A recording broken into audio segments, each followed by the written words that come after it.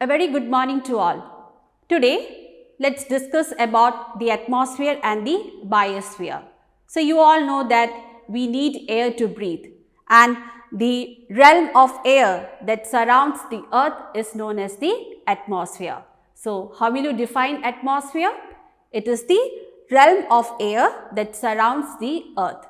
Now, this atmosphere or the air is bound to the earth due to the gravitational force of the earth, and it extends for almost 10,000 km above the surface of the earth. And as we go higher, the density of the air decreases, and that is why we find difficulty in breathing at the higher altitudes. And air is the mixture of gases. So, in this figure you can see the composition of the atmosphere, which shows that nitrogen constitutes of 78%, then the oxygen which constitutes of 21%, carbon dioxide is 0.03%, argon is 0.93% and other gases constitute 0.04%. So, this is the composition of air, and it also consists dust particles, pollen, salt, water vapor, bacteria. So, this was about the composition of the atmosphere. Next, let's discuss the layers of the atmosphere. You can see here the 5 layers of the atmosphere, and they are the troposphere, the stratosphere, the mesosphere, the thermosphere and the exosphere. So, let's discuss them one by one. The troposphere is the lowest layer, and this layer is related to life on earth, and it extends upward for about 8 km to 16 km, and most of the weather phenomena are noticed in this layer. Next to troposphere is the stratosphere, and it extends to about 50 km above the troposphere, and this layer is important because of the presence of ozone layer, and you all know that the ozone layer, it protects us from the ultraviolet rays of the sun. Now, next to the stratosphere is mesosphere, and it stretches to about 85 km, and this is the layer where most of the meteors, they get burnt when they enter the Earth's atmosphere. Next to mesosphere is thermosphere, and it stretches to about 640 km. Now, this thermosphere also includes ionosphere. Now, this ionosphere, it has the electrical molecules and ions that makes radio and television wave transmission possible, and all the satellites are stationed in this layer. Next layer, which is beyond the thermosphere or ionosphere, is the exosphere, and it extends to about 10,000 km, and the space stations are located in this layer, and this layer, it merges with the outer space. So, these are the different layers of the atmosphere, that is troposphere, stratosphere, mesosphere, thermosphere and exosphere.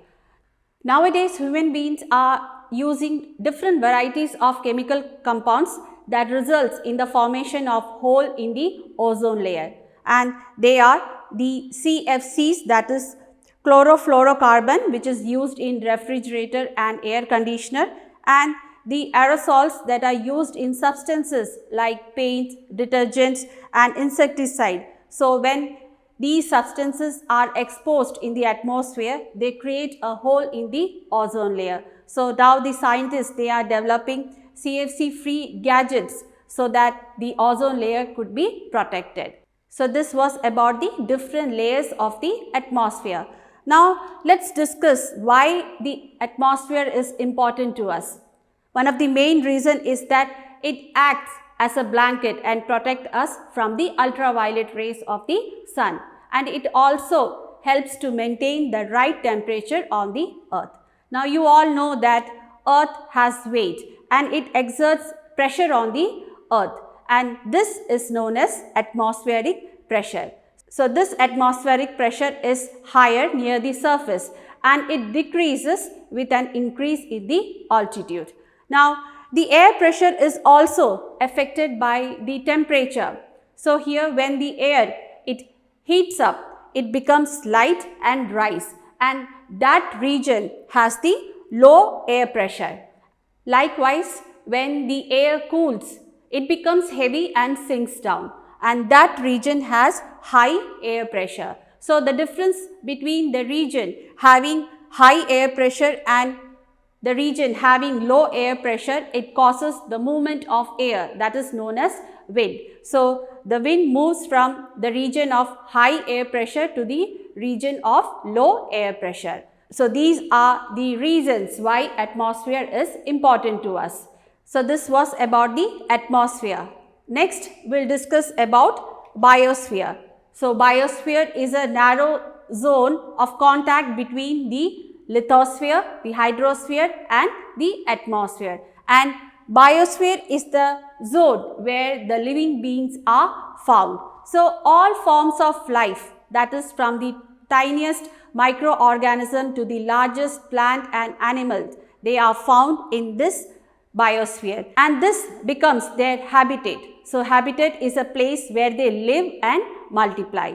And group of organisms interacting with each other and with the non-living environment is known as the ecosystem. So, ecosystem is a natural unit which consists of living or biotic part and non-living, that is abiotic part.